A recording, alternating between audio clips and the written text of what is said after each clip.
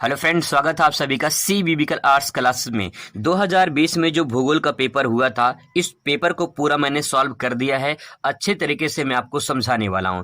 दोस्तों, आपको बता दें कि अगर आप जो है 2020 का, अगर 2020 का, फिर 2022 का, फिर 2023 का, ये तीन मॉडल पेपर, तीन प्रीवियस ईयर पेपर अगर आप सॉल्व कर लेते हैं तो गारंटी कि आप अच्छे नंबर से फर्स्ट डिवीजन पास हो जाएंगे।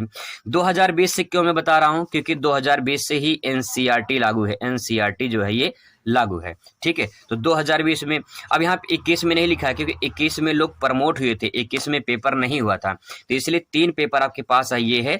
इन तीनों पेपर में मैं 2022 का, 2023 का करा चुका हूं। लास्ट ये 2020 का, इसको भी सॉल्व कर लेते हैं। अगर आप तीनों मॉडल पेपर सॉल्व कर लेते हैं तो 100% गारंटी कि आप फर्स्ट डिवीजन जरूर पास हो जाएंगे। ऐसा क्यों मैं बोल रहा हूं? ऐसा इसलिए दोस्तों कि बार बार क्वेश्चन रिपीट होते हैं और क्वेश्चन अलग अलग सेटों में पूछे जाते हैं। तो अगर आप उन क्वेश्चन को तैयार कर लेते हैं तो पक्का आपको फायदा जरूर होगा। चलिए शुरुआत करते हैं 2020 का ये बहुत ही बेहतरीन वीडियो होने वाला है। सबसे पहले दोस्तों बात करेंगे हम लोग, यहाँ पे देखिए पेपर में बहुविकल्पीय सवाल। तो बहुविकल्पीय सवाल में पहला सवाल देखिए, सुएज नहर जोड़ती है। अब ये चैप्टर जो है पहले 2020 में जो कोरोना काल आया था तो उसी टाइम पे कट गया था। 2020 से 21 में, 22 में कट गया था। अब जो है पहले 23 में भी कटा हुआ था, 24 में ऐड हो चुका है, नया चैप्टर ऐड हो चुका है। तो ये चैप्टर से सवाल यहाँ से पूछे जाएंगे। ये इंपॉर्टेंट प्रश्न है कि सुएज नहर किसको जोड़ती है। तो मैं थोड़ा सा आपको बता दूं जो है मैपिंग के माध्यम से सुएज नहर किसको जोड़ती है। सबसे पहले दोस्तों इसका आंसर देख लीजिए। जो पहले का उत्तर आप लिखेंगे इस प्रकार से अपनी कॉपी में, प्रश्नोत्तर नंबर 1 लिखेंगे, जैसे यहाँ पे दिया गया है तो यहाँ पे लिखेंगे प्रश्नोत्तर नंबर 1। इसके बाद जो है लाल सागर और भूमध्य सागर, इस प्रकार से आप लिख देंगे। फिर इसके बाद जो है यहाँ पे जो है आप इस प्रकार से कर देंगे तो आपको जो है पूरा नंबर आपको यहाँ पे एक नंबर आपको मिल जाएगा, ठीक है। अब यहाँ पे देखिए ये है लाल सागर भूमध्य सागर को जोड़ती है। अब ये मानचित्र में थोड़ा देख लीजिए, आपको समझ में आ जाएगा आसानी से। यहाँ पे आप देख लीजिए, ये देखिए लाल सागर है, ठीक है, ये लाल सागर है, और यहाँ पे देखिए भूमध्य सागर है, ठीक है। यहाँ पे ये मिस्र है। यहाँ पे जो आप ये सीन देख रहे हैं, यही वाला पार्ट जो है यहाँ से काट करके यहाँ पे सुएज नहर बनाया गया है, ठीक है। तो ये सुएज नहर जो है लाल सागर और भूमध्य सागर को जोड़ती है, तो यही इसका करेक्ट आंसर हो जाएगा। तो यहाँ पे जो मैंने बताया है लाल सागर और भूमध्य सागर, इस प्रकार से आप यहाँ पे आंसर ले सकते हैं। इसके बाद देखिए दूसरा आंसर क्वेश्चन देखिए, निम्नलिखित में से कौन सा विकास का सर्वोत्तम वर्णन करता है? विकास का सर्वोत्तम वर्णन कौन करता है? गुणों में धनात्मक वृद्धि। तो इसका करेक्ट आंसर ये हो जाएगा। तो आप इसमें आंसर लिखेंगे, प्रश्नोत्तर नंबर दूसरा लिखेंगे। देखिए एक चीज और ध्यान रखेंगे, आपको मैं बता रहा हूं कि जो है आप क्वेश्चन आंसर लिख कैसे सकते हैं कॉपी में। तो यहाँ पे देख लीजिए, जैसे कि यहाँ पे पहला प्रश्न लिखा गया है, फिर इसके बाद एक लाइन गैप है, ठीक है, ताकि जो है आपका जो दूसरा क्वेश्चन लिखे हैं ये पूरी तरह से स्पष्ट दिखाई दे, साफ साफ भी लिखा गया है, अच्छा भी लग रहा है। तो गुण में धनात्मक वृद्धि, ठीक है, इस प्रकार से करके जो है आपको यहाँ पे जो है इसको इस प्रकार से सही कर देना है। जब ये सही होगा तो आपको इसमें एक नंबर आपको मिल जाएगा। इस प्रकार से आपको आंसर लिखना होता है। बहुविकल्पीय सवाल जो आपको इसी प्रकार से लिखना होता है। इसके बाद देखिए तीसरा प्रश्न पूछा गया है। तीसरा प्रश्न है, निम्नलिखित में से कौन सी एक बगाती फसल नहीं है? तो बगाती फसल ये 2023 में, 2022 में पूछा गया है, इंपॉर्टेंट सवाल है बगाती फसल। तो इसमें मक्का जो है ये बगाती फसल नहीं है। रबर, कहवा, कहवा मतलब कॉफी होता है, चाय, ये सब तीनों जो है बगाती फसल है। बगाती फसल वो फसल होती है जो बागानों में की जाती है। यहाँ पे मक्का जो है, ये मक्का इसमें करेक्ट आंसर हो जाए क्योंकि मक्का बगाती फसल नहीं है। इसका आंसर यहाँ पे देखिए इस प्रकार से लिखेंगे, प्रश्न नंबर 3, और यहाँ पे मक्का आप इस प्रकार से यहाँ पे लिख देंगे, एक आपका करेक्ट आंसर हो जाएगा, ठीक है। इसके बाद दोस्तों देखते हैं आपका अगला प्रश्न। देखिए यहाँ पे चौथा प्रश्न है, यहाँ पे निम्नलिखित में से कौन सा एक उद्योग अन्य उद्योगों के लिए कच्चा माल का उत्पादन करता है? कच्चा माल का उत्पादन कौन करता है? तो हमें जो आधारभूत जो उद्योग होते हैं वो कच्चे माल के रूप में प्रयोग करते हैं। तो आधारभूत उद्योग कौन होता है? यहाँ पे इसका करेक्ट आंसर हो जाएगा, ठीक है। जैसे मान लो कि गन्ना से जैसे चीनी बनाना है तो हमें गन्ना क्या हो जाएगा? गन्ना हो जाएगा आधारभूत उद्योग, और गन्ना के कच्चे माल के रूप में प्रयोग करेंगे, ठीक है। तो इस प्रकार से हम आधारभूत उद्योग जो है इसमें करेक्ट आंसर हो जाएगा। तो चौथे का आंसर लिखेंगे आधारभूत उद्योग, इस प्रकार से यहाँ पे सही के निशान करके ये आपको सही हो जाएगा, पूरा नंबर आपको मिल जाएगा, ठीक है। आगे देखते हैं अगला सवाल। अगला सवाल है, निम्नलिखित में से कौन सा एक समूह भारत में विशालतम भाषाई समूह है? तो भारतीय आर जो है इसमें करेक्ट आंसर हो जाएगा। ये जो है इस प्रकार से आप यहाँ पे लिखेंगे भारतीय आर, और यहाँ पे सही का निशान कर देंगे, आपको पूरा तरह से सही हो जाएगा। अगला प्रश्न देखिए, निम्नलिखित में से किस राज्य में प्रमुख तेल क्षेत्र स्थित है? तो असम में जो है तेल क्षेत्र स्थित है, क्योंकि असम में पाया जाता है। तो यहाँ पे इसका आंसर हो जाएगा करेक्ट, असम हो जाएगा। छठवें का आंसर इस प्रकार से आप लिखेंगे यहाँ पे और टिक कर देंगे, आपको पूरा नंबर मिल जाएगा। अगला प्रश्न देखेंगे यहाँ पे, प्रादेशिक नियोजन का संबंध किससे है? तो इसमें करेक्ट आंसर हो जाएगा आपका ये सा हो जाएगा, आर्थिक व्यवस्था के विभिन्न सेक्टरों का विकास। तो यहाँ पे आप जो है इसका आंसर लिखेंगे। एक बात और ध्यान रखेंगे, जैसे मान लो यहाँ पे ये है सा सही है, ठीक है, ये सा सही है, तो आप यहाँ पे सा भी लिखेंगे, ठीक है, ताकि जो है पता चले ये आंसर कौन सा है। यहाँ पे लिखेंगे सा, ठीक है, यहाँ पे नहीं, सॉरी, यहाँ पे लिखेंगे आप सा, ठीक है, यहाँ पे लिखेंगे, इसके बाद जो है पूरी तरह से आपका सही माना जाएगा, ठीक है, ऐसे आपको आंसर देना है। अगला प्रश्न है 8वां, जो है दो देशों के मध्य व्यापार क्या कहलाता है? जब दो देशों के मध्य व्यापार होता है तो उसे अंतर्राष्ट्रीय व्यापार कहा जाता है, ठीक है, तो इसमें करेक्ट आंसर हो जाएगा अंतर्राष्ट्रीय व्यापार। इसके जो है अति लघु प्रश्न पे, तो यहाँ पे देखिए अति लघु प्रश्न यहाँ पे देखिए दिया गया है। देखिए, मानव भूल को परिभाषित कीजिए, इस प्रकार से सवाल पूछा जाएगा 2023 में, 2020 में सवाल पूछा गया है, तो कितना इंपॉर्टेंट है इसको। चलिए आंसर को लिखते हैं, किस प्रकार से आंसर लिख सकते हैं इसका। सबसे पहले दोस्तों आप यहाँ पे हेडिंग डालेंगे मानव भूगोल, इसके बारे में लिखेंगे 2 लाइन, फिर इसके बाद जो है किसी जो है भूगोलवेत्ता की जो है परिभाषा लिखेंगे। तो पहले देखिए, मानव भूगोल मानव तथा पर्यावरण के बीच अंतर संबंधों का अध्ययन को कहते हैं। तो जो मानव भूगोल है वो किसे कहते हैं? पर्यावरण और जो है मानव, इसके बीच में जो अंतर संबंध होता है उस अध्ययन को जो है मानव भूगोल कहा जाता है। मानव क्या करता है? पर्यावरण को उपयोग करता है और फिर उसका असर जो है मानव पे पड़ता है, मानव का असर पर्यावरण पे और पर्यावरण का असर मानव पे पड़ता है। तो अंतर संबंध हुआ कि नहीं हुआ? बिल्कुल हुआ। इन अंतर संबंधों के अध्ययन को मानव भूगोल कहा जाता है। अब इसके बारे में एक परिभाषा लिखेंगे, जैसे एलन सैंपल के अनुसार, जो भी आपको इजी लगे आप उसे लिख सकते हैं। तो यहाँ पे देखिए, मानव भूगोल अस्थिर पृथ्वी क्रियाशील मानव के बीच परिवर्तनशील संबंधों का अध्ययन है। तो जो मानव भूगोल है वो अस्थिर पृथ्वी है। क्या पृथ्वी स्थिर है कि अस्थिर है? तो आपका जवाब होगा पृथ्वी अस्थिर है, क्योंकि पृथ्वी गतिशील है और पृथ्वी मानव है, तो पृथ्वी पे मानव कुछ क्रिया कर रहा है, तो पृथ्वी पर जब क्रिया करेगा तो मानव परिवर्तन होगा कि नहीं होगा? बिल्कुल परिवर्तन होगा। इसके बाद क्रियाशील मानव क्रियाशील है, ठीक है, मानव काम कर रहा है, जब मानव काम करेगा तो परिवर्तन होगा कि नहीं होगा? बिल्कुल होगा। तो अस्थिर पृथ्वी क्रियाशील मानव के बीच जो परिवर्तनशील संबंध है, यानी परिवर्तन हो रहा है, इस संबंध को जो है मानव भूगोल कहा जाता है। ये एलन सैंपल ने कहा है। इस प्रकार से लिखेंगे तब जो है आपको यहाँ पे ये पूरा सही हो जाएगा, और यहाँ पे देखिए आपको इस पे 1 नंबर जो है आपको पूरा मिल जाएगा। अगला प्रश्न देखिए, लिंगानुपात से आप क्या समझते हैं? 2020 में, 2022 में, 2023 में लगातार सवाल पूछा जा रहा है, ठीक है। लिंगानुपात से आप क्या समझते हैं? तो इसको आंसर कैसे लिखेंगे? यहाँ पे देखिए आंसर को जो है आप अच्छे से लिख सकते हैं। सबसे पहले आप यहाँ पे हेडिंग डालेंगे लिंगानुपात, इसके बारे में लिखेंगे प्रति 1000 पुरुषों के पीछे जो स्त्रियों की संख्या होती है उसी को लिंगानुपात कहा जाता है। तो प्रति 1000 पुरुषों के पीछे जो स्त्रियों की संख्या होती है उसी को लिंगानुपात कहते हैं। इस प्रकार से आप लिखेंगे। इसके बाद जो है उदाहरण के तौर पे लिखेंगे कि 1000 पुरुष पे जैसे कि 943 है, यहाँ पे 943 हुआ क्योंकि 2011 की जनगणना के अनुसार जो है भारत के लिंगानुपात 943 है, ठीक है। तो इस प्रकार से लिखेंगे। यहाँ पे लिखेंगे इसका फार्मूला होता है लिंगानुपात बराबर स्त्रियों की संख्या बटे पुरुषों की संख्या गुणे 1000, ठीक है। अगर आप चाहें तो इसको अच्छे से करके यहाँ पे आप अंडरलाइन भी कर सकते हैं, तो आपको जो है यहाँ पूरा नंबर आपको मिल जाएगा, ठीक है। इस प्रकार से आंसर लिखेंगे तो पूरा का पूरा नंबर आपको मैथ की तरह नंबर मिलता है। अगला प्रश्न देखिए, मानव विकास सूचकांक से आप क्या समझते हैं? 2020 में, 2022 में सवाल पूछा गया है। मानव विकास सूचकांक यानी पूछा है ह्यूमन डेवलपमेंट इंडेक्स के बारे में पूछा है।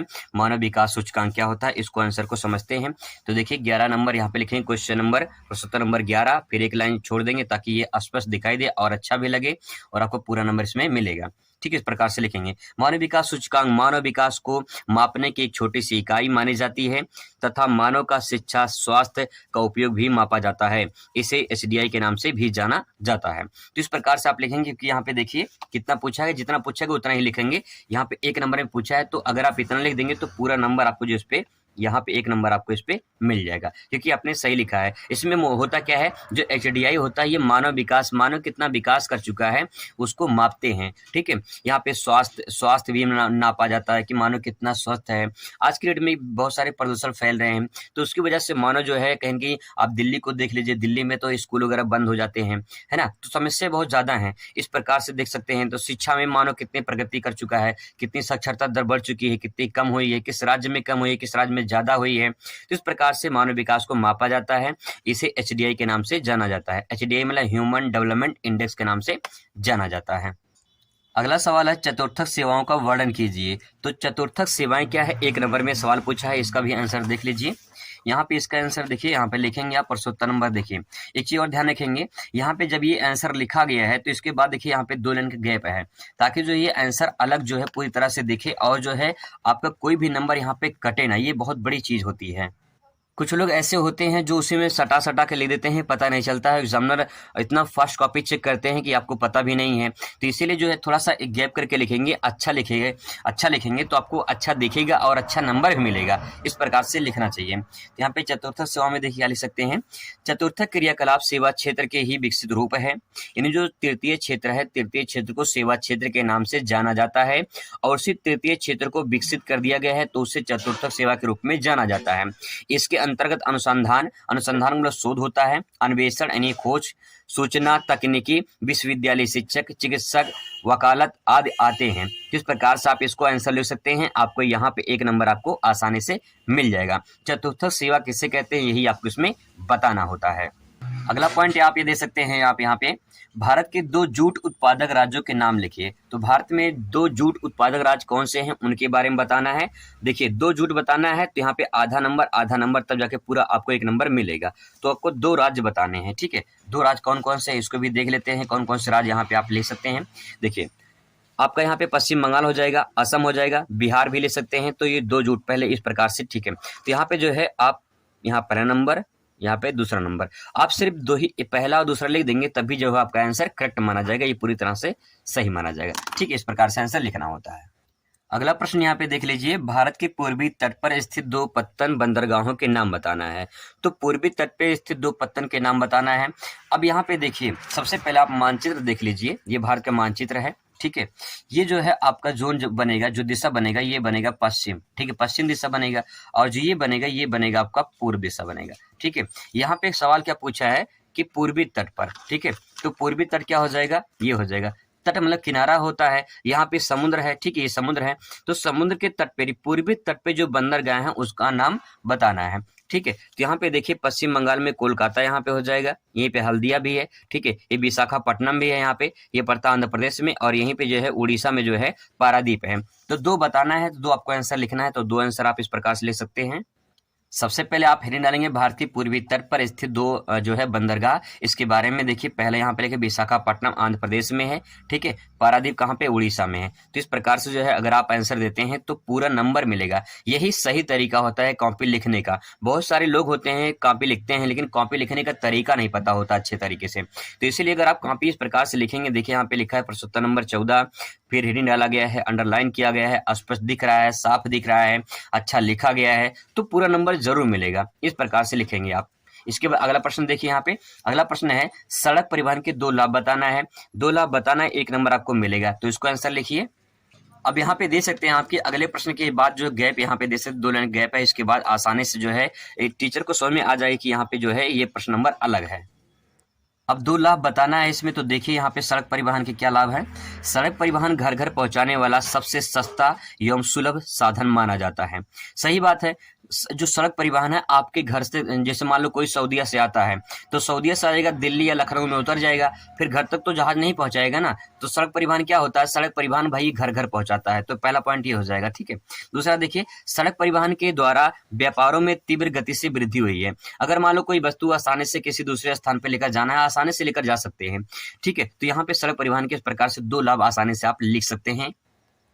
अगला प्रश्न देखिए 16 नंबर क्वेश्चन, उद्योग के स्थानीयकरण के 2 कारकों की उल्लेख कीजिए। तो 2 कारक बताना है, सिर्फ 2 हेडिंग डाल देना है बस, और कुछ नहीं करना है, क्योंकि 1 नंबर है, ज्यादा टाइम बर्बाद नहीं करना है। जो अति लघु सवाल होते हैं उस पर ज्यादा टाइम बर्बाद नहीं करना होता है। अब यहाँ पे देखिए क्वेश्चन, देखिए कच्चे माल की उपलब्धता एवं संचार की सुविधा, ठीक है, ये पहला पॉइंट हो जाएगा। जहां पे कच्चे माल की सुविधा होती है वहां पे उद्योग का स्थानीयकरण होता है। दूसरा देखिए, सस्ते व कुशल श्रमिक जहां मिलते हैं वहां पे उद्योग स्थानीयकरण होता है। तो 2 पॉइंट लिखेंगे आराम से, आपको 2 नंबर यहाँ पे, ये 2 नंबर का सवाल आपका तैयार हो, सॉरी 1 नंबर का सवाल आपका तैयार हो जाएगा, ठीक है। इस प्रकार से आंसर लिखा जाता है। देख लीजिए आप कितने अच्छे तरीके से बच्चे ने यहाँ पे लिखा है। अगर ऐसे लिखेंगे तो आपको पूरा नंबर। बात करते हैं लघु उत्तरीय प्रश्न का। तो जो लघु उत्तरीय प्रश्न है यहाँ पे देखिए, पहला 4 नंबर का सवाल पूछा जाता है। 4 नंबर के सवाल में कम से कम आपको 1 पेज में आंसर देना होता है, 1 से 1.5 पेज में। परिवहन के प्रमुख साधनों का वर्णन कीजिए। तो जो परिवहन के प्रमुख साधन है उनके बारे में बताना है। साधन कौन कौन से परिवहन के, सड़क परिवहन, रेल परिवहन, वायु परिवहन और जो है जल परिवहन। तो ये जो परिवहन है इनके बारे में बताना है। तो चलिए इसका आंसर लिखते हैं, कैसे लिखेंगे। आंसर दोस्तों यहाँ पे दे सकते हैं। यहाँ पे बच्चे ने डायग्राम के माध्यम से यहाँ पे समझाने की कोशिश किया है। देख लीजिए, स्थल परिवहन, वायु परिवहन, जल परिवहन। यहाँ पे देखिए स्थल परिवहन पे सड़क परिवहन और रेल परिवहन, ठीक है, ये दो परिवहन स्थल पे आते हैं। तो इस प्रकार से 4 परिवहन यहाँ पे हो गए, ठीक है। आपका ये 2 ये और 2 ये हो गया, 4 परिवहन हो गया। अब इसके बारे में एक एक करके थोड़ा थोड़ा आपको बताना है कि ये क्या होता है। देखिए, जैसे वायु परिवहन में, वायु परिवहन जो होता है वो राष्ट्रीय और अंतर्राष्ट्रीय होता है। जैसे मान लो जहाज जाती है तो लखनऊ से दिल्ली जाती है, लखनऊ से बेंगलोर जा सकती है, लखनऊ से जो है आपका जो है मुंबई जा सकती है, चेन्नई जा सकती है, ठीक है। अगर अंतर्राष्ट्रीय की बात करें तो यहाँ पे से दिल्ली से सऊदीया चला गया, दिल्ली से जो है मान लो कि दुबई चला गया, तो इस प्रकार से जो है अंतर्राष्ट्रीय हो जाएगा। यहाँ पे वायु परिवहन 2 प्रकार का होता है, राष्ट्रीय और अंतर्राष्ट्रीय। जल परिवहन देखिए, जल परिवहन एक आंतरिक होता है, एक महासागरीय होता है। महासागरीय का मतलब होता है क्या, जैसे मान लो भारत के हैं, यहाँ पे देख लीजिए, जैसे मान लो यहाँ पे, अब जैसे मान लो ये अंडमान निकोबार द्वीप समूह है, अगर भारत को यहाँ विशाखापट्टनम से यहाँ पे जाना है तो इस क्षेत्र में जो है आपको जहाज के माध्यम से यहाँ पे जा सकते हैं। तो अगर मान लीजिए यहाँ पे देखिए श्रीलंका, जैसे मान लो यहाँ से जो है श्रीलंका में आना है तो यहाँ पे जहाज के माध्यम से आ सकते हैं यहाँ पे। तो जब यहाँ से आएंगे तो महासागर के माध्यम से आएंगे, ठीक है। लेकिन अगर इससे मान लो यहाँ पे पड़ता है वाराणसी और यहाँ पड़ेगा हल्दिया, ठीक है। वाराणसी से अगर हल्दिया तक आना है हमें तो गंगा नदी से जो है हम आएंगे, तो ये क्या हो जाएगा, आंतरिक हो जाएगा, क्योंकि भारत के अंदर ही हम लोग हैं, ठीक है। तो यहाँ पे 2 पॉइंट हो जाएगा, एक आंतरिक हो जाएगा, दूसरा महासागरीय हो जाएगा। तो ये वायु परिवहन, ये जल परिवहन का हो गया और ये वायु परिवहन का हो गया। क्वेश्चन नंबर 18 देखेंगे, भारत में अपभ्रक के वितरण की विवेचना कीजिए। 4 नंबर में सवाल पूछा गया है। तो आंसर इसका देखिए कैसे लिखेंगे, यहाँ पे क्वेश्चन नंबर 18 लिखेंगे और यहाँ पे हेडिंग डालेंगे भारत में अपभ्रक वितरण की व्याख्या। सबसे पहले यहाँ पे आंध्र प्रदेश में लिखेंगे, अपभ्रक की उत्पादन की दृष्टि से यह राज्य देश का सबसे पहला स्थान रखता है। अपभ्रक की ये पेटी 97 किलोमीटर लंबी तथा 32 किलोमीटर चौड़ी है। आंध्र प्रदेश में नेल्लोर जिले में सर्वोत्तम प्रकार का अपभ्रक का उत्पादन किया जाता है।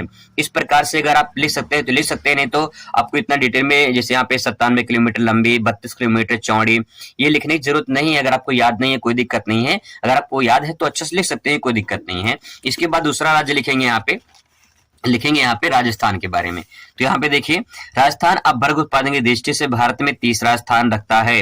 इसकी प्रमुख क्षेत्र जयपुर, अजमेर आदि हैं। बस इतना लिखना और कुछ नहीं करना होता है। एक पॉइंट यहाँ पे और समझ लीजिए, अपभ्रक उत्पादन में कुछ प्रतिशत अपभ्रक उत्पादन तमिलनाडु में भी होता है। तो यहाँ पे 3 राज्य हैं जो आसानी से ले सकते हैं। ए पेज का आंसर हो जाएगा और 4 नंबर आपको पूरी तरह से मिल जाएगा, ठीक है। अगला क्वेश्चन देखिए, भारत में विदेशी व्यापार के प्रमुख विशेषताओं का उल्लेख कीजिए। 4 नंबर में सवाल पूछा गया है। तो इसका आंसर आप कैसे लिखेंगे, भारत में जो विदेशी व्यापार होते हैं, यहाँ पे देखिए क्वेश्चन नंबर 19। क्वेश्चन नंबर 19 को देखिए, प्रश्नोत्तर नंबर 19 लिखा गया है, भारत में विदेशी व्यापार की विशेषताएं, ठीक है, ये हो गया। इसके बाद जो है विशेषताओं में जो है आप इनका डायग्राम बना सकते हैं। डायग्राम बनाने से बहुत सारे फायदे होते हैं कि आपको जो है पूरा नंबर इसमें आसानी से मिल जाता है। तो यहाँ पे देखिए, राजनीतिक विशेषता है, पहला पॉइंट हो जाएगा। आर्थिक विशेषता, सामाजिक विशेषता, सांस्कृतिक विशेषता, ठीक है। अब यहाँ पे देखिए इसके बारे में 2-2, 3-3 लाइन लिखेंगे। क्या लिखेंगे, जैसे लिखेंगे आर्थिक विशेषता में, इसमें अर्थ धन से संबंधित कार्यों का उल्लेख किया जाता है। यानी जो आर्थिक है, आर्थिक में एक शब्द छुपा हुआ है अर्थ, और अर्थ का मतलब होता है धन। धन संबंधित जो क्रियाएं होती हैं उससे संबंधित जो है हम विदेशी व्यापार में उल्लेख करते हैं। यानी कहने का तात्पर्य यह है कि जब विदेशी व्यापार होता है, जब किसी देश में दूसरे देश में व्यापार होता है तो उसमें सबसे मोस्ट इंपॉर्टेंट क्या होता है, धन होता है। पैसा होगा तो आयात होगा, पैसा होगा तो निर्यात होगा, ठीक है। तो कहने का तात्पर्य सारा खेल किसका है, इसमें धन का है। आगे देखिए, राजनीतिक विशेषता में क्या लिखेंगे, राजनीतिक विशेषता में राजनीति से संबंधित कार्यों का उल्लेख किया जाता है। तो यहाँ पे ये शब्द आप इस्तेमाल जरूर करेंगे क्योंकि इसमें शब्द में राजनीति छुपा हुआ है, ठीक है, राजनीति। आगे देखिए अगला पॉइंट यहाँ पे ले सकते हैं, सामाजिक विशेषता। सामाजिक विशेषता में समाज से संबंधित कार्यों का वर्णन किया जाता है, और सांस्कृतिक विशेषता में अपने संस्कृति जैसी बातों का अध्ययन किया जाता है। तो ये पॉइंट आराम से 2-3 लाइन बना के ले सकते हैं। इसमें बच्चे ने इस प्रकार से लिखा, आप आसानी से इसको समझ सकते हैं। अगला क्वेश्चन यहाँ पे देख लीजिए, मानव स्वास्थ्य पर वायु प्रदूषण के प्रभावों की जो है व्याख्या कीजिए। तो मानव स्वास्थ्य पर प्रभाव की जो है व्याख्या करना है, तो यहाँ पे जो है आप इस प्रकार से इसका आंसर यहाँ पे लिख सकते हैं। क्वेश्चन नंबर 20 लिखेंगे, इसके बाद जो है इसका आंसर लिखेंगे। देखिए, आप चाहें तो इसको हेडिंग में बना के लिख सकते हैं, 1 नंबर 2 नंबर इस प्रकार से लिख सकते हैं। मानव स्वास्थ्य पर वायु प्रदूषण निम्नलिखित प्रकार से प्रभाव डालता है। अब यहाँ पे डैश करके यहाँ पे नंबर 1 लिखना चाहिए था बच्चे को, यहाँ पे इस प्रकार से लिख सकते हैं, मानव का वायु प्रथम मूलभूत आवश्यकता होती है, ठीक है, ये पहला पॉइंट हो गया, ठीक है। यहाँ पे दूसरा पॉइंट लिखेंगे, वह CO2 O2 sorry O2 oxygen को ग्रहण करता है और CO2 को बाहर निकालता है। जैसे पेड़ पौधे ग्रहण करते हैं, हम O2 को ऑक्सीजन के रूप में देते हैं, O2 नहीं CO2 देते हैं, ठीक है, CO2 देते हैं और फिर हमें पेड़ पौधे क्या देते हैं, ऑक्सीजन देते हैं। मतलब इस क्वेश्चन को आप आराम से बना के ले सकते हैं, जैसे यहाँ पे लिखा गया है, ठीक है, आप इसको हेडिंग बना के ले सकते हैं तो आपको पूरा नंबर इसमें मिल जाएगा। आगे देखते हैं, अगला क्वेश्चन देखते हैं, मिश्रित कृषि की विशेषताओं का वर्णन कीजिए। तो मिश्रित कृषि की जो विशेषताएं हैं उसके बारे में आप यहाँ पे लिख सकते हैं। क्या लिख सकते हैं, जैसे देख लीजिए, फटाफट देख लेते हैं इसको। क्वेश्चन नंबर 21 का देखिए, मिश्रित कृषि की विशेषताएं, ठीक है, और इसके बारे में जो है पहला दूसरा तीसरा, इस प्रकार से 4 पॉइंट आप यहाँ पे ले सकते हैं, ठीक है। जैसे देख लीजिए, मिश्रित कृषि में एक साथ कई प्रकार की कृषि उत्पादन किया जाता है, इसमें पशुपालन का भी सम्मिलित किया जाता है। तो जो मिश्रित कृषि होती है उसमें पशुपालन भी जो है सम्मिलित किया जाता है। आगे देखिए, मिश्रित कृषि में अधिक श्रम, अधिक समय, अधिक पूंजी का भी जो है किया जाता है। मतलब कि मिश्रित कृषि में जो है अधिक समय, अधिक पूंजी भी इसमें लगता है, इस प्रकार से यहाँ पे ले सकते हैं। आगे देखिए, मिश्रित कृषि एक लंबे बड़े भूभाग पर किया जाता है। मिश्रित कृषि जो होती है वो लंबे बड़े भूभाग पर किया जाता है। और चौथा पॉइंट, मिश्रित कृषि में वैज्ञानिक गतिविधियों का भी प्रयोग किया जाता है। मिश्रित कृषि जो होती है बड़े पैमाने पर किया जाता है और उसमें वैज्ञानिक पद्धति का उपयोग किया जाता है, ठीक है। आगे देखिए, क्वेश्चन नंबर, विश्व व्यापार संगठन के आधारभूत कार्य कौन कौन से हैं। इसका आंसर लिखेंगे, विश्व व्यापार संगठन के आधारभूत कार्य। तो यहाँ पे देखिए, आर्थिक, राजनीतिक, सामाजिक, पूंजीवादी, इस प्रकार से 4 हेडिंग लिखेंगे और उसके बारे में यहाँ पे व्याख्या कर देंगे, ठीक है, यहाँ पे व्याख्या कर देंगे। इसका PDF मैं भेज दूंगा, आप वहां से आराम से तैयार कर लेना, ठीक है। बाकी यहाँ पे मैं इसको दिखा दे रहा हूँ। क्वेश्चन नंबर 23 देख लीजिए। क्वेश्चन नंबर 23 में देखिए, यहाँ पे ग्रामीण नगरीय अधिवास में अंतर बताना है 4 नंबर में। तो यहाँ पे देखिए, इस प्रकार से जो है आप इसका आंसर यहाँ पे आप इसको लिख सकते हैं। टेलीग्राम पे मैं इसका जो है PDF भेज दूंगा, वहां से आप इसे तैयार कर सकते हैं, ठीक है।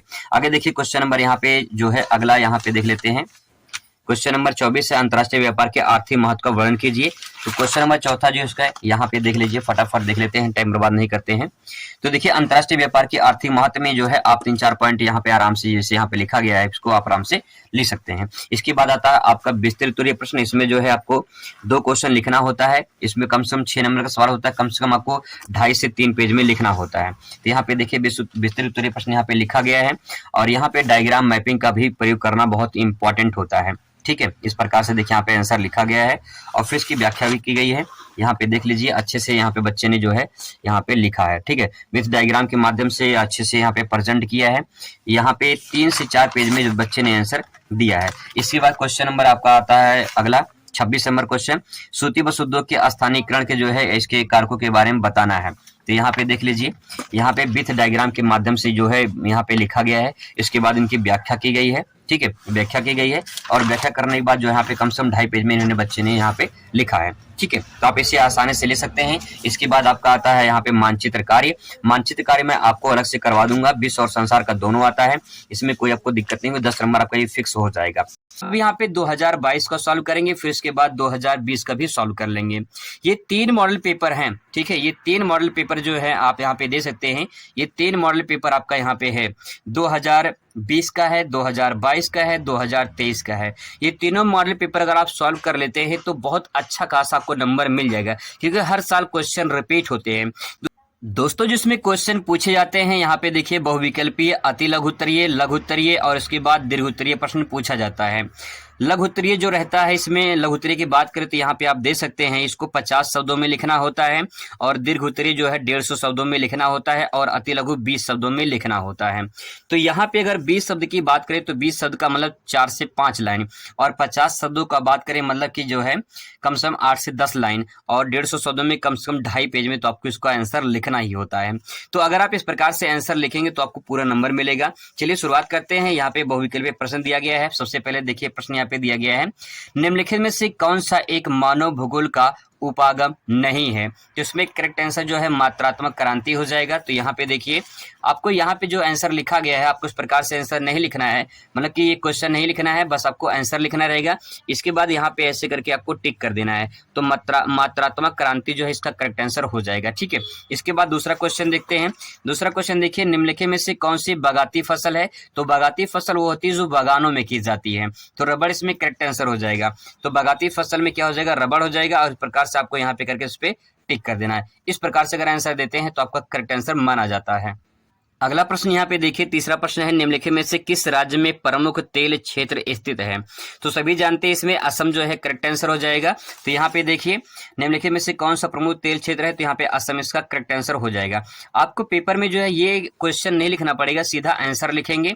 यहाँ पे आपको एक चीज और काम करना है, जैसे मतलब तीसरे का ये जो है द सही है, तो यहाँ पे लिखना है ये तीसरे का जो है द है, ठीक है। यहाँ पे आपको लिख देना है ये तीसरे का द है, इस प्रकार से आपको लिख देना है। जैसे यहाँ पे रबड़ वाला है, तो यहाँ पे जैसे मान लीजिए इसका आंसर जो है यहाँ पे तीसरे का जो है ये गा वाला पोर्शन है, ठीक है।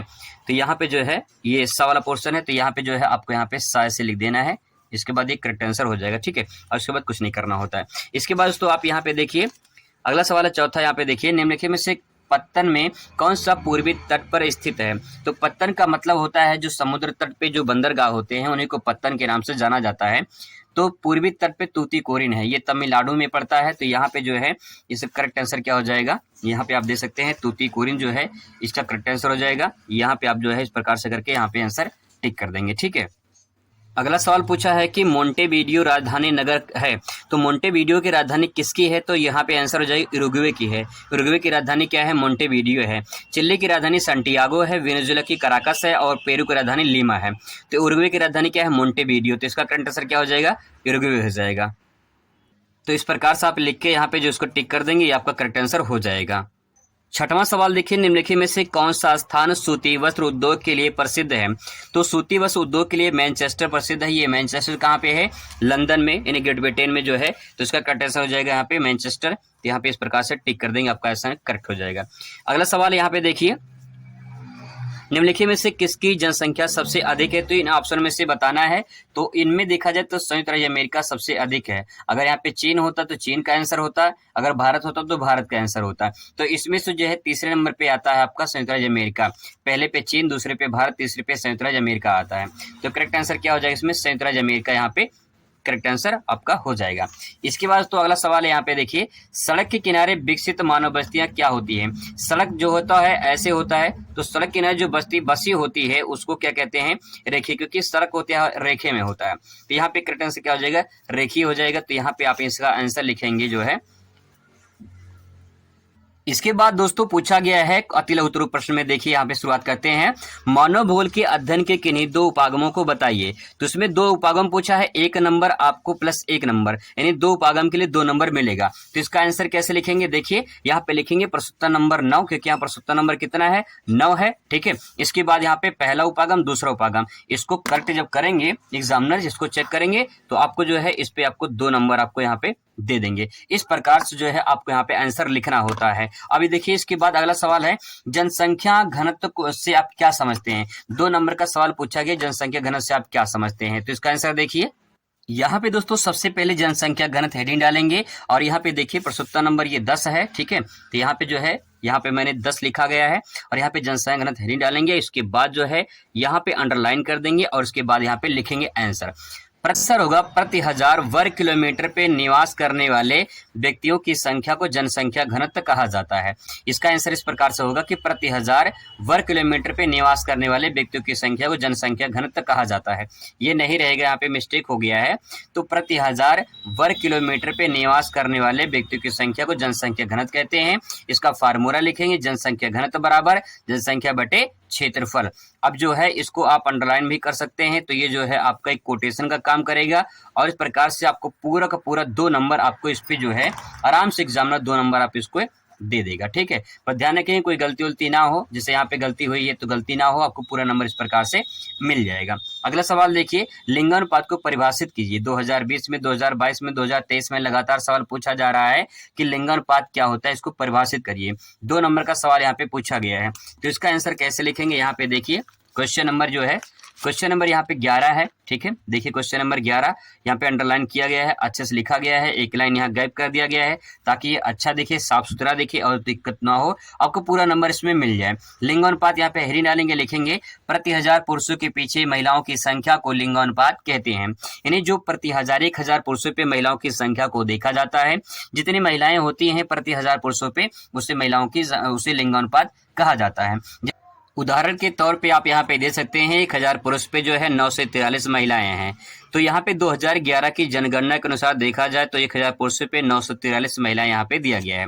इसका फार्मूला है यहाँ पे लिंगानुपात बराबर लिख सकते हैं स्त्रियों की संख्या बटे पुरुषों की संख्या गुणे 1000। इस प्रकार से अगर आप लिखते हैं तो आपको जो यहाँ पे 2 नंबर दिया गया है ये पूरा का पूरा 2 नंबर आपको यहाँ पे मिल जाएगा।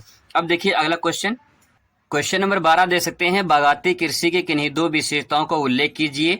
तो 2 विशेषताएं पूछा है इसलिए 1+1 लिखा गया है। तो 2 विशेषता लिखेंगे आपको 2 नंबर फिर इसके बाद मिलेगा।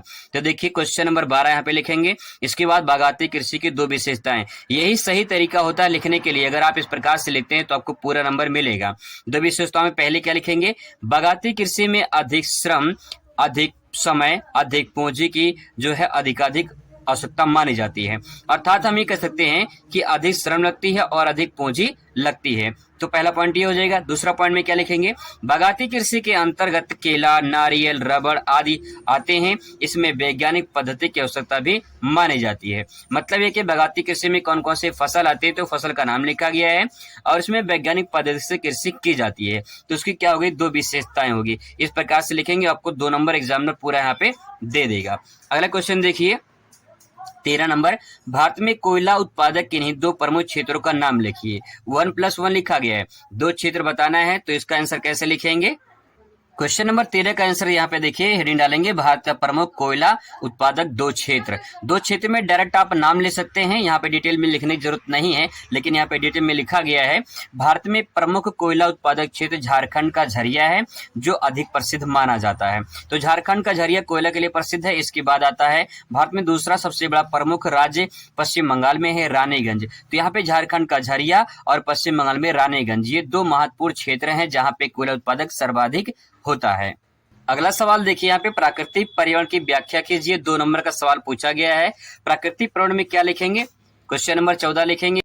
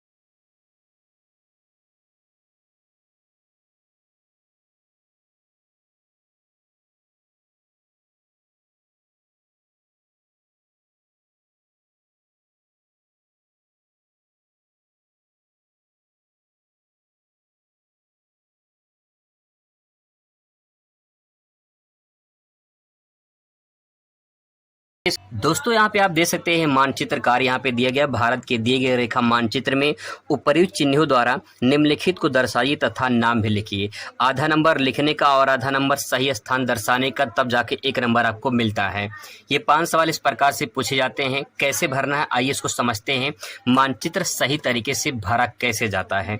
आपको जो मानचित्र मिलता है पूरी तरह से एक ब्लैंक मानचित्र मिलेगा। और कैसे मिलेगा मैं आपको एक प्रारूप दिखा दे रहा हूँ कि जो है ब्लैंक मानचित्र जो है वो कैसे आपको मिलता है।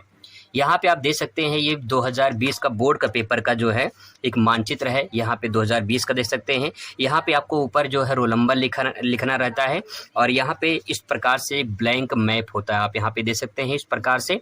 और नीचे आपको यहाँ पे दिखाई देगा केवल परीक्षकों के लिए, यानी जो आप सवाल का जवाब देंगे यहाँ पे आपको नंबर मिल जाता है। 5 नंबर आपको यहाँ पे मिलता है। तो इस प्रकार से जो है एक ब्लैंक मैप रहता है और आपको इसी मैप को भरना होता है। मतलब पूरा सादा रहेगा, बस बाउंड्री रहेगी और आपको जो है मानचित्र भरना होता है। तो चलिए समझते हैं कि मानचित्र जो है कैसे भरते हैं, सही तरीके से मानचित्र भरा कैसे जाता है। सबसे पहले दोस्तों आपको मानचित्र भरने के लिए आपको बस इतना पता होना चाहिए कि भारत का कौन सा राज्य कहाँ पे है, इतना आपको पता होना चाहिए। अगर आपको ये नहीं पता है तो मैं इसका एक अलग से वीडियो बना दूंगा। राज्य कैसे पहचानते हैं, कैसे आप तरीके से ट्रिक से आसानी से पहचान सकते हैं, उसको भी आप जान सकते हैं। अगर आपको जानना है तो उसके लिए कमेंट कर सकते हैं।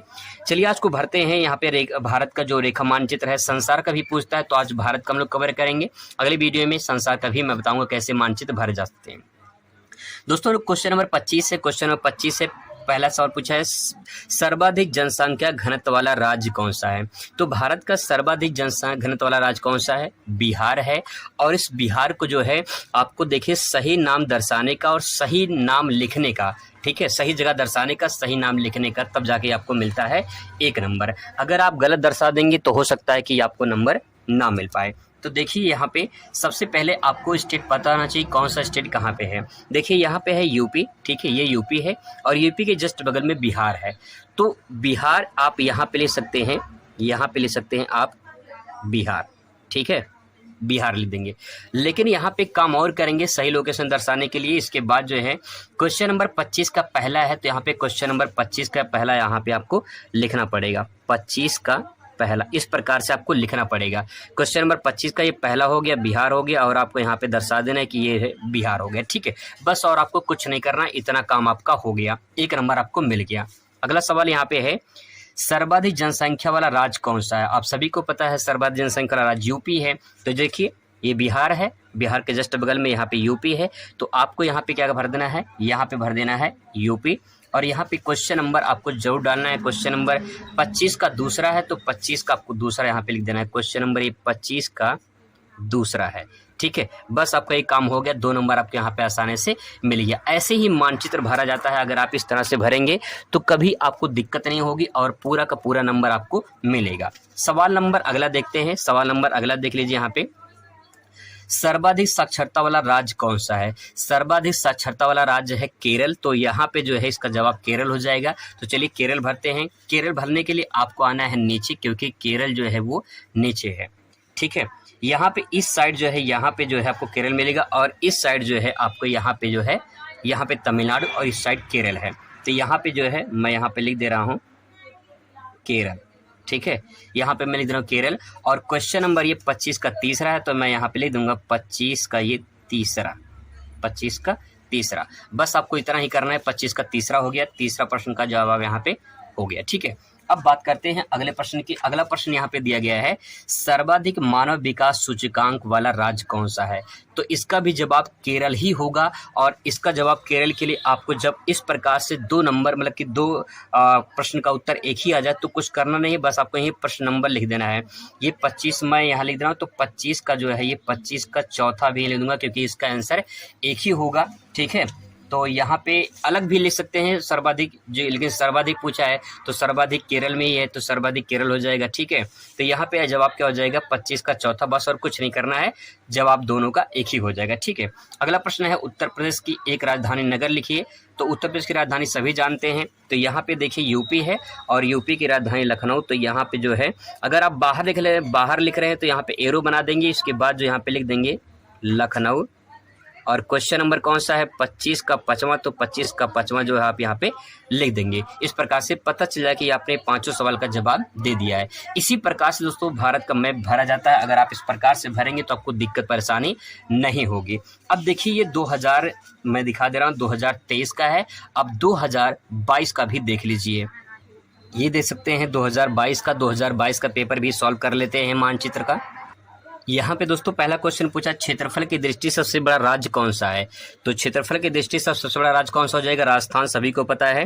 तो यहाँ पे मैं लिख दे रहा हूँ राजस्थान, ये हो जाएगा आपका राजस्थान।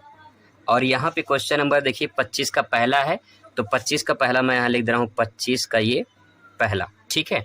इसके बाद दोस्तों अगर सवाल है सबसे अधिक साक्षरता वाला राज्य, तो सबसे अधिक साक्षरता वाला केरल है। तो यहाँ पे कुछ करना ही करना है आपको, यहाँ पे जो है मैंने यहाँ पे भर दिया है। तो आपको यहाँ पे क्या करना है, जैसे कि जो क्वेश्चन नंबर है वही आपको यहाँ पे फिल कर देनी है, ठीक है। 25 का दूसरा, तो 25 का दूसरा यहाँ पे फिल कर देना है। इसके बाद अगला सवाल है सबसे अधिक चावल उत्पादक राज्य, तो सबसे अधिक चावल उत्पादक राज्य है वो पश्चिम बंगाल है। तो ये देखिए यहाँ पे पश्चिम बंगाल है, तो यहाँ पे मैं लिख दे रहा हूँ पश्चिम बंगाल, ठीक है। पश्चिम बंगाल ये क्वेश्चन नंबर 25 का जो है तीसरा है, तो यहाँ पे मैं लिख दे रहा हूँ तीसरा। इस प्रकार से आपको भर देनी है। अगला सवाल है तेलंगाना का एक 10 लाखी नगर, तेलंगाना का एक 10 लाखी नगर, तो आप हैदराबाद ले सकते हैं। तेलंगाना देखिए आपको थोड़ा सा नीचे आ जाना है, और यहाँ पे जो टर्निंग पॉइंट है यहाँ पे आंध्र प्रदेश है, इसके जस्ट ऊपर यहाँ पे तेलंगाना, तो आप यहाँ सेंटर पॉइंट में लगभग जो है आप यहाँ पे हैदराबाद जो है यहाँ पे भर सकते हैं, हैदराबाद। और यहाँ पे क्वेश्चन नंबर 25 का ये चौथा सवाल है, तो 25 का चौथा हो जाएगा, ठीक है। अगला सवाल देखिए आंध्र प्रदेश का एक प्रमुख पत्तन बताना है। पत्तन का मतलब बंदरगाह होता है जो समुद्र तट पर होता है। तो यहाँ पे देखिए ये है टर्निंग पॉइंट आंध्र प्रदेश, तो यहाँ पे जो है आपको यहाँ पे कॉर्नर में यहाँ पे लिख देना है विशाखापट्टनम।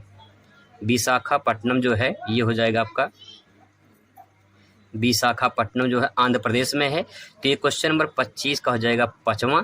ये आपका जो है इस प्रकार से मानचित्र भरना है। तो दोस्तों भरोसा करिए, विश्वास करिए, 100% की गारंटी के साथ बोल रहा हूं कि अगर आप वीडियो देख लेते हैं तो 5 नंबर आपका फिक्स हो जाएगा। क्योंकि कैसे संसार का मानचित्र भरा जाता है, क्या तरीका होता है, कौन कौन से देश हमको जानना जरूरी है जिससे संसार के मानचित्र में सबसे ज्यादा पूछे जाते हैं। आज के इस वीडियो में कंप्लीट दोस्तों आपको बताने वाले हैं। 5 नंबर संसार का और 5 नंबर भारत का मानचित्र पूछा जाता है। कुल मिला के 10 नंबर पूछा जाता है।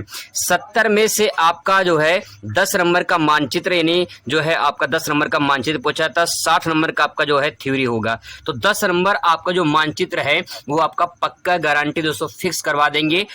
जो भारत का है कैसे मानचित्र भरा जाता है उसके बारे में एक वीडियो बना चुका हूं। आज इसके वीडियो में जो हम लोग संसार का मानचित्र कैसे भरते हैं उसके बारे में समझते हैं। मास्टर ट्रिक आपको समझाने वाला हूं।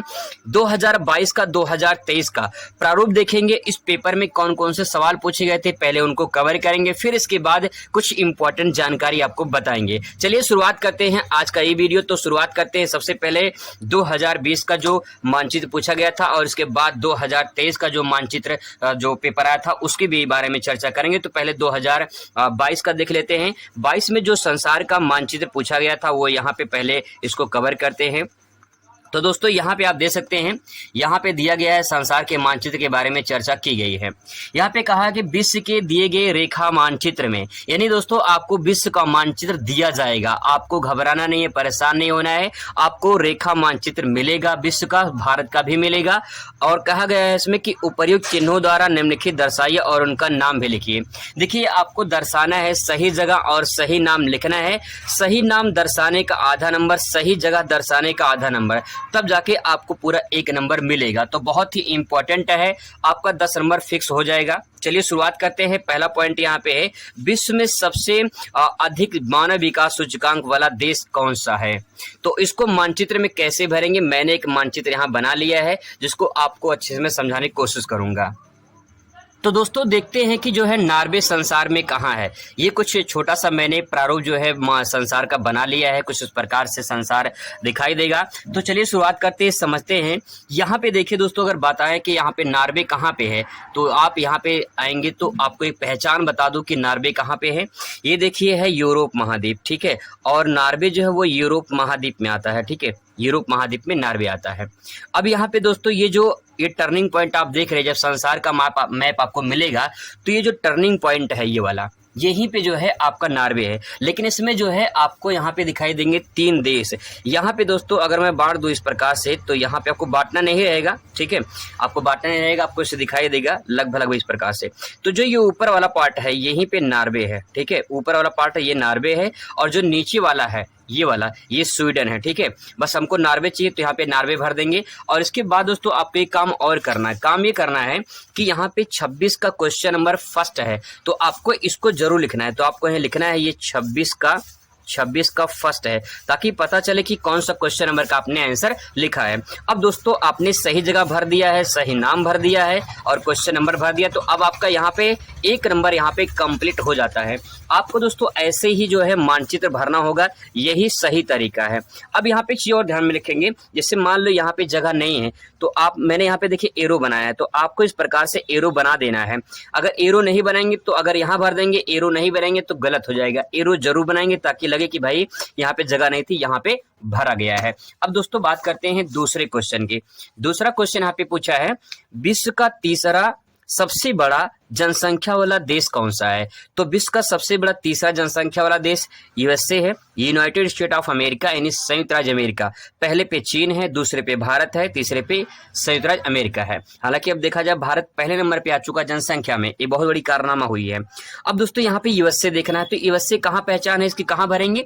अब आपको आना है नॉर्थ अमेरिका में। उत्तरी अमेरिका दोस्तों ये है उत्तरी अमेरिका, ठीक है। यहाँ पे दोस्तों अगर बात करें तो ऊपर जो है यहाँ पे कनाडा है, ठीक है, यहाँ पे है कनाडा, ये कनाडा है ऊपर, और यहाँ पे दोस्तों ये है यूएसए, ठीक है, ये है यूएसए। आपको चाहे पूरा जो है संयुक्त राज्य अमेरिका भर सकते हैं, या तो आप यूएसए भर देंगे, तब भी आपका करेक्ट आंसर हो जाएगा। यहाँ पे लिखना है आपको 26 का सेकेंड, ये 26 का सेकेंड है। आपको इस प्रकार से दोस्तों भर देना है। कनाडा भरने की जरूरत नहीं, आपको जितना पूछा गया सिर्फ उतना भरेंगे, आपको पूरा नंबर मिलेगा। इस प्रकार से भर देना है। अब दोस्तों मैंने इस प्रकार से भर दिया है, आपको हाईलाइटर नहीं करना है, मैंने सिर्फ अच्छा लगने के लिए ऐसे किया है कि ताकि आपको दिखाई दे स्पष्ट रूप से। यहाँ पे दोस्तों इस प्रकार से भर देना है, तो ये जो है आपका 2 नंबर यहाँ पे कन्फर्म हो जाता है। दोस्तों अगला सवाल यहाँ पे है, ग्रेट ब्रिटेन में लौह इस्पात उद्योग का एक प्रमुख क्षेत्र बताना है। ये आपके सब थ्योरी से क्वेश्चन पूछा गया, यहाँ पे तो थ्योरी जरूर कवर कर लेंगे, वहीं से आपका आंसर पूछा जाता है, क्वेश्चन पूछा जाता है। ग्रेट ब्रिटेन में लौह इस्पात उद्योग का एक प्रमुख क्षेत्र बताना है, तो कोई एक भी क्षेत्र बताना है। जैसे मान लीजिए बर्मिंघम है, तो यहाँ पे बर्मिंघम जो आपको भरना है। अब ग्रेट ब्रिटेन कहाँ पे, ये भी आपको समझना है। अब देखिए जैसे आप ये टर्निंग पॉइंट नॉर्वे देख रहे हैं, यहाँ पे आपको इस प्रकार से ऐसे बना रहेगा, ठीक है। ये 2 चीज आपको पहचान में रखना है। यही आपका जो है यहाँ पे ये है यूनाइटेड किंगडम यानी यूके, यानी कह सकते हैं ब्रिटेन, और जो ये वाला पार्ट देख रहे हैं ये है आयरलैंड, ठीक है, छोटा वाला। तो हमको आयरलैंड से मतलब नहीं है, यहाँ पे हमको ग्रेट ब्रिटेन से मतलब है। तो आपको इतना छोटा से दिखाई देगा, आप कहीं भी बीच में यहाँ पे भर सकते हैं, कोई दिक्कत नहीं है। जगह नहीं है तो मैं यहाँ पे एरो बना देता हूँ और यहाँ पे लिख देता हूँ बर्मिंघम। यहाँ पे आपको मैं यहाँ पे इस प्रकार से बर्मिंघम आप लिख सकते हैं। क्वेश्चन नंबर कौन सा है? क्वेश्चन नंबर ये है 26 का थर्ड है, तो क्वेश्चन नंबर आपको यहाँ पे 26 का थर्ड लिख देना है। इस प्रकार से दोस्तों आप लिखेंगे तो कोई दिक्कत आपका नहीं होगा, पूरा का पूरा आपको मैथ की तरह नंबर मिलेगा और बिल्कुल गलत भी नहीं होगा। देखिए थोड़ा आगे पीछे हो जाएगा तो कोई दिक्कत नहीं, घबराना उससे नहीं है। लेकिन जैसे मान लो नॉर्वे यहाँ पे है, आप नॉर्वे यहाँ भर दिए, नॉर्वे यहाँ भर दिए तो गलत हो जाएगा। अगर आप यहाँ भर देंगे तब भी जो है आपका गलत नहीं होगा, क्योंकि एग्जैक्ट पॉइंट लोकेशन नहीं मिल पाता है। तो यहाँ पे लगभग नॉर्वे यहाँ पे ऊपर वाले पार्ट में, ठीक है। यूएसए लगभग यहाँ पे जो है बर्मिंघम आपको भरना, यूके यहाँ पे आपका हो जाएगा, ठीक है। अब बात करते हैं दोस्तों अगला प्रश्न यहाँ पे है, ब्राजील का एक प्रमुख पत्तन बताना है। पत्तन कमला ही होता है, समुद्री पत्तन पूछा है। समुद्री पत्तन कमला होता है, जैसे मान लो ये समुद्र है, ठीक है, ये समुद्र है, तो समुद्र के तट पर जो समुद्र के जहाज आके रुकते हैं उसी को बंदरगाह है या पत्तन के नाम से जाना जाता है। तो ब्राजील में जो है जो सबसे प्रमुख है वो है साओ पोलो में स्थित है सेंटोस बंदरगाह। यहाँ से जो है कॉफी का सबसे ज्यादा निर्यात किया जाता है विदेश में। तो सेंटोस जो बंदरगाह है ये ब्राजील में पड़ता है और साओ पोलो राज्य में पड़ता है। तो चलिए देखते हैं ब्राजील में। यहाँ पे दोस्तों आपको आना है कहाँ पे, ये साउथ अमेरिका में आना है, दक्षिणी अमेरिका में आना है। और दक्षिणी अमेरिका का सबसे बड़ा देश है ब्राजील, ठीक है। अगर ब्राजील का मैं लगभग लोकेशन निकालूं तो कुछ इस प्रकार से दिखाई देगा, ठीक है, लगभग इस प्रकार से दिखाई देगा। आपको सब बनाने की जरूरत नहीं पड़ेगी। आपको ध्यान में रखना है कि समुद्र तट पे ही बंदरगाह रहता है, तो आपको लगभग यहाँ पे जो है भर देना है सेंटोस, ठीक है, यहाँ भर देना है सेंटोस बंदरगाह, यहाँ सेंटोस। अगर आप सेंटोस ले सकते तो साओ पोलो भी यहाँ पे ले सकते हैं, आपका सही होगा साओ पोलो, ठीक है, साओ पोलो आप यहाँ पे लिख सकते हैं। तो ये भी आपका करेक्ट आंसर हो जाएगा। इस प्रकार से दोस्तों आपको ब्राजील ने अपने भर दिया है और यहाँ पे सेंटोस बंदरगाह हो गया है। ठीक है, अगर आप चाहते हैं तो यहाँ ब्राजील भी भर सकते हैं, अगर भरना चाहते हैं तो भर सकते हैं। ठीक है, इस प्रकार से आप ब्राजील यहाँ पे भर सकते हैं। तो दोस्तों इसी प्रकार से मानचित्र आपको भरना होता है। एक यहाँ पे लास्ट प्रश्न यहाँ पे है, कनाडा की राजधानी, कनाडा की राजधानी क्या होती है? ओटावा। मैं थोड़ा सा आपको याद करा दूं, देखिए मान लीजिए यहाँ पे एक व्यक्ति है काना, ठीक है, यहाँ पे एक व्यक्ति है काना और कह सकते हो काना ओटावा डालेगा। ठीक है, काना ओटावा डालेगा। तो आप तरीके से अगर याद कर सकते हैं तो भाई एक काना व्यक्ति है, काना व्यक्ति क्या कर रहा है? ओटावा डालेगा, काना व्यक्ति ओटावा डालेगा, तो काना से कनाडा हो जाएगा, ओटावा मतलब ओटावा हो जाएगा। ठीक है, इस प्रकार से तरीके से आप याद करिए तो आपको याद हो जाएगा। तो चलिए देखते हैं कनाडा। कनाडा देखिए मैंने यहाँ पे भर दिया था, तो कनाडा की राजधानी ओटावा है। अगर आपको समझ में नहीं आ रहा कि कनाडा की राजधानी ओटावा कहाँ पे है, तो आपको कुछ करना नहीं है, आप जो है यहाँ पे लगभग आप भर सकते हैं यहाँ पे। ठीक है, वैसे लोकेशन लगभग यहाँ पे है, तो आपको जो है यहाँ भर देना। जगह मान लीजिए नहीं है तो मैं यहाँ पे एरो बना दूंगा और यहाँ पे ले दूंगा ओटावा। ठीक है, आपको यहाँ पे लिख देना है ओटावा। ठीक है, इस प्रकार से। और यहाँ पे क्वेश्चन नंबर जैसे यहाँ पे छूट गया था, क्वेश्चन नंबर ये 26 का चौथा है। ठीक है, ये 26 का चौथा है, ये 26 का चौथा हो गया और ये 26 का 5वां हो गया। इस प्रकार से दोस्तों आपको जो है मानचित्र भरना होता है और यही सही तरीका है। अब बात करते हैं, ये तो बात हो गई 2000, ये 2020 का हो गया। ठीक है, 2020 का 2022 का हो गया। ठीक है, अब बात करते हैं 2023 का। तो 2023 में मानचित्र कौन कौन पूछा था वो भी देख लीजिए। अब दोस्तों देख लेते हैं 2023 का पेपर। 2023 का पेपर मैंने यहाँ पे मानचित्र ओपन कर लिया है। सबसे पहला सवाल पूछा है चीन की राजधानी नगर। तो चीन की राजधानी क्या है? चीन की राजधानी है बीजिंग। अब आपको भरना है चीन की राजधानी बीजिंग कहाँ पे है, तो आपको यहाँ पे मानचित्र भरना है। ठीक है, यहाँ पे देखिए भारत के ऊपर जस्ट चीन है, भारत का जो है पड़ोसी देश यहाँ पे चीन है। तो आपको अगर नहीं समझ में आ रहा कि चीन यहाँ पे है और कहाँ हम जो है बीजिंग भरें, तो यहाँ पे लगभग आप लोकेशन यहाँ पे भर सकते हैं इस प्रकार से। तो यहाँ पे ले सकते हैं चीन की राजधानी क्या है, चीन की राजधानी बीजिंग है। आप इस प्रकार से भर सकते हैं, यहाँ पर गलत नहीं होगा, ये पूरी तरह से सही होगा। ठीक है, अब यहाँ पे क्वेश्चन नंबर ये जो है कौन सा है आप यहाँ पे दे सकते हैं। क्वेश्चन नंबर 25 का जो है 25 का पहला है, तो आपको इसको जरूर लिखना पड़ेगा ये कौन सा क्वेश्चन नंबर का आपने आंसर यहाँ पे लिखा है। तो इसका आंसर जब लिखेंगे तभी आपका परफेक्ट आंसर आपका माना जाएगा। तो यहाँ पे मैं लिख दे रहा हूँ ये 25 का कौन सा है, पहला हो गया। ठीक है, 25 का हो गया, 25 नहीं 26 है, सॉरी। ठीक है, 26 का पहला हो गया। बस आपको इतना ही काम करना होता है। इसके बाद दूसरा क्वेश्चन देखिए। दूसरा क्वेश्चन दोस्तों पूछा है जापान का एक प्रमुख समुद्री पत्तन। एक पत्तन, समुद्री पत्तन जरूर पूछा जाता है, चाहे जिसका पूछे एक पक्का आपसे यहाँ पे पूछा जाएगा। तो जापान का समुद्री पत्तन। अब आपको पता करना जापान संसार में कहाँ पे है। ठीक है, तो जापान की पहचान देखिए आपको यहाँ पे दो इस प्रकार से दिखाई देंगे पूर्व तट में, यहाँ पे दो ये जापान है। ठीक है, अगर आपको समझ में नहीं आ रहा है इसमें से किसमें लिखे, तो आप यहीं पे जो है इसमें से जो है लिख सकते हैं। यहाँ पे जापान का जो है एक समुद्री पत्तन लिखना है, तो याकोहामा जो है इसका सबसे जो है प्रसिद्ध है। ठीक है, तो मैं यहाँ लिख रहा हूँ याकोहामा। ठीक है, याकोहामा जो है टोक्यो के पास पड़ता है याकोहामा, तो इसका करेक्ट आंसर ये हो जाएगा। और यहाँ पे लिखेंगे क्वेश्चन नंबर ये 25 का कौन सा है, 25 नहीं 26 का सेकेंड है। ठीक है, इस प्रकार से दोस्तों आपको भरना होता है मानचित्र। ऐसे भरेंगे तो पूरा नंबर आपको मिल जाएगा, गलत बिल्कुल नहीं होगा।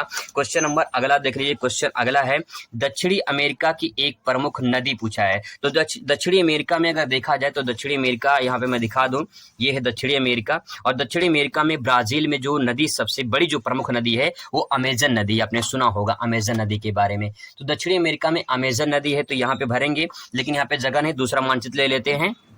दोस्तों यहाँ पे जो है मैंने आपको बताया था कि जो लगभग आपका ब्राजील पड़ेगा कुछ इस प्रकार से यहाँ पे दिखाई देगा।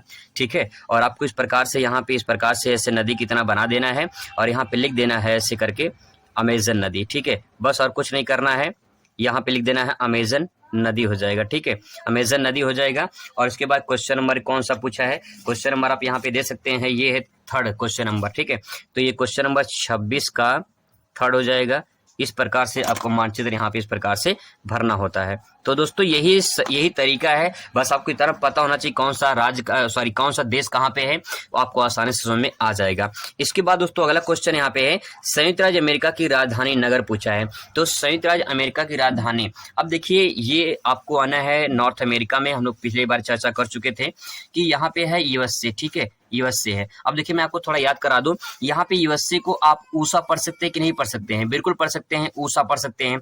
तो ऊषा क्या कर रही है, वाशिंग कर रही है, वॉशिंग मतलब कपड़ा धो रही है, वॉशिंग कर रही है। तो आपका जो वॉशिंग है, ठीक है, वॉशिंग मतलब वाशिंगटन, ठीक है, वाशिंगटन यहाँ पे लगभग समुद्र के तट पर है, तो आप जो है यहाँ भर सकते हैं Washington, Washington DC. Washington DC जो है इसकी क्या है, राजधानी हो जाएगी। तो आपको इस प्रकार से यहाँ पे भर देने हैं। क्वेश्चन नंबर आपको यहाँ पे लिखना है कि कौन सा ये क्वेश्चन नंबर है, ठीक है। तो क्वेश्चन नंबर मान लेते हैं कौन सा है, क्वेश्चन नंबर दे सकते हैं, ये चौथा है। तो यहाँ पे लिखना होगा 26 का चौथा, ठीक है, 26 का चौथा हो जाएगा। इसके बाद दोस्तों आप यहाँ पे देखिए लास्ट क्वेश्चन पूछा है, संसार की द्वितीय सर्वाधिक जनसंख्या वाला देश, पहले पे चीन है, दूसरे पे भारत है, द्वितीय कौन सा हो जाएगा, भारत। तो संसार में आप भारत तो पहचान ही जाएंगे, भारत कहाँ पे है, यहाँ पे संसार में नीचेंगे तो देखिए ये भारत, ठीक है। तो आपको यहाँ भर देना है भारत और यहाँ पे लिख देना है कौन सा, 26 का 5वां। इस प्रकार से दोस्तों आपको मानचित्र जो है आपको भरना है और ऐसे ही जो है मानचित्र भरा जाता है। अगर आप इस प्रकार से मानचित्र भरते हैं तो आपको पूरा का पूरा नंबर मिलेगा और एक भी नंबर कटेगा नहीं। 10 नंबर आपका जो पूछा जाता है वो संसार का और भारत का, वो दोस्तों कन्फर्म हो जाएगा। मिलते हैं नेक्स्ट वीडियो में नए टॉपिक के साथ। Thanks for watching.